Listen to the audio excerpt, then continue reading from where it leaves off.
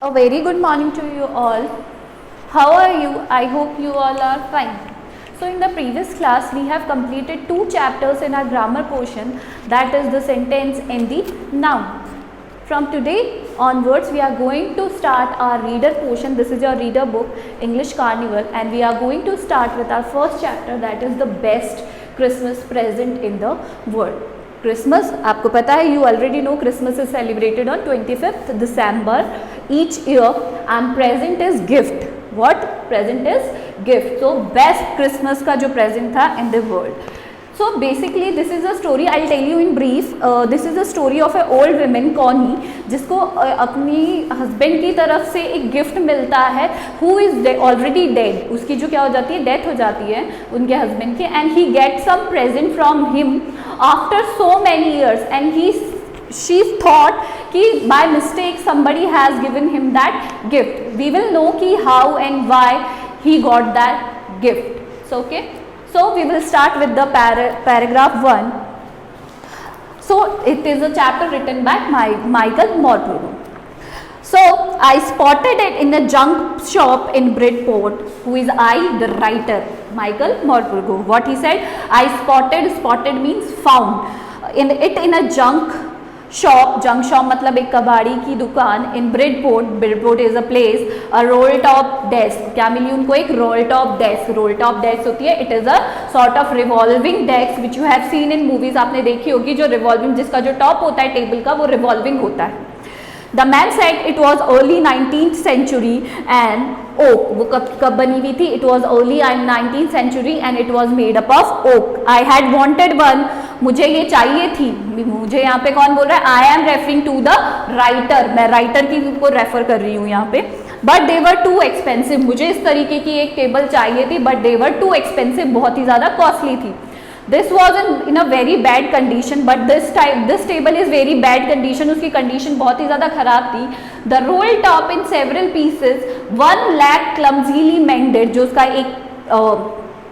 एक जो लेग था चेयर का, वो क्लमजीली बहुत शेकी हो रहा था और बहुत ही ज़्यादा बैड वे में था, मतलब it could fall any time, कभी भी गिर सकता था. Scratch marks all down one side, और एक साइड पे पूरे स्क्रैचेस हो रहे थे. It was going for a very little money, and जो ओनर था he was ready to sell it for a little money. उसको थोड़े से अमाउंट के लिए he was ready to sell it. I thought I could restore it. Restore मतलब the author thought कि I could restore it, I could repair it. मैं इसे repair कर सकता हूँ. It would be a risk. ये एक risk तो है, a challenge, but I had to have it. मुझे ये चाहिए थी, that इसीलिए मैं I am ready to take the risk. I paid the man. मैंने जो man था, owner था, I gave him the amount of that table and brought it back to my workroom at the back of the garage. Sorry. Garage के, अपना जो garage था जहाँ पे गाड़ियाँ पार्क होती है, उसके लास्ट में अपना जो उन्होंने वर्क रूम बनाया था, he took the table there. I begin to work on it on the Christmas eve. Eve मतलब एक दिन पहले. कोई भी इवेंट ओके हेल्ड होता है, उसके एक दिन पहले की रात को हम बोलते हैं ईव. तो क्रिसमस से एक दिन पहले, that is 24th December, he started to repair it. I remove the roll top completely and pulled out the drawer. उन्होंने जो रोल टॉप था उसको हटा दिया and took out, start taking out the drawers.